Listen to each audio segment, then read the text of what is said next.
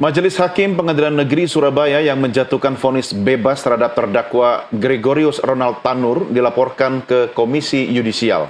Didampingi kuasa hukum dan dengan membawa sejumlah bukti, keluarga Dini Sera Afriyanti resmi melaporkan 3 hakim Pengadilan Negeri Surabaya ke Komisi Yudisial.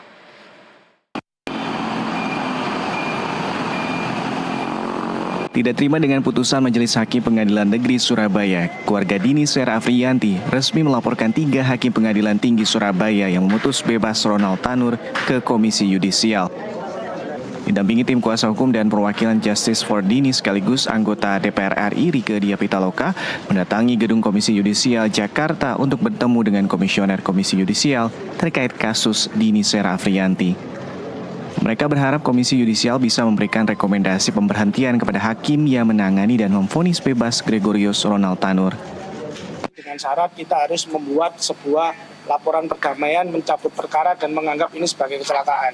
Sehingga pada saat itu saya sudah membuat sebuah video yang menyatakan bahwasanya kita menolak bentuk perdamaian seperti itu. Karena itu sangat tidak bermoral dan sangat tidak memanusiakan manusia. Karena apa?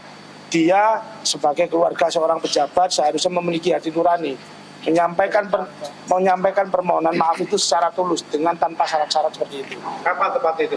Itu pada saat pemeriksaan perkara ini masih di tingkat di penyidikan di Polrestabes Surabaya. Itu sudah kami tolak dan setelah itu, dan itu pun yang menyampaikan bukan langsung dari keluarganya. Ada iming-iming untuk perdamaian itu? Tentunya ada janji-janji, tapi kami tidak menghiraukan itu karena kami meminta permintaan maaf yang tulus, bukan bentuknya seperti itu. Perwakilan Aliansi Justice for Dini Sera, Rieke Diah Pitaloka mengatakan putusan Hakim Pengadilan Negeri Surabaya yang membebaskan Ronald Tanur merupakan putusan ekstrim. Hal itu karena Majelis Hakim mengabaikan sejumlah bukti yang dihadirkan. Pertama, kita sedang menggalang melalui petisi.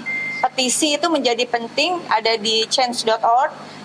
Justice for Dini Sera, hashtagnya mohon dibantu juga karena ini akan teman-teman tentu kita berpikir kok bisa ya kasus seperti ini yang kenapa tidak kasus-kasus lain. Kasus ini menurut saya dan juga teman-teman yang bergabung dalam aliansi ini keputusan bukan hanya tindakan pelaku yang ekstrim, tapi keputusan majelis hakim terindikasi kuat juga ekstrim, mengandung kekerasan ekstrim dengan diduga mengabaikan bukti CCTV, diduga mengabaikan visum dari Rumah Sakit Sutomo yang Sutomo Surabaya yang jelas-jelas dari hasil visumnya mengatakan bahwa ada luka majemuk lah kurang lebih ya di tubuh korban. Jadi sebelumnya terdakwa kasus pembunuhan Dini Sera Afriyanti oleh kekasihnya Gregorius Ronald Tanur divonis bebas tanpa syarat oleh Majelis Hakim Pengadilan Negeri Surabaya. Majelis Hakim menilai terdakwa tidak terbukti melakukan pembunuhan maupun penganiayaan yang menyebabkan tewasnya korban. Dari Jakarta, Muhammad Ridwan, Jurnalis NTV melaporkan.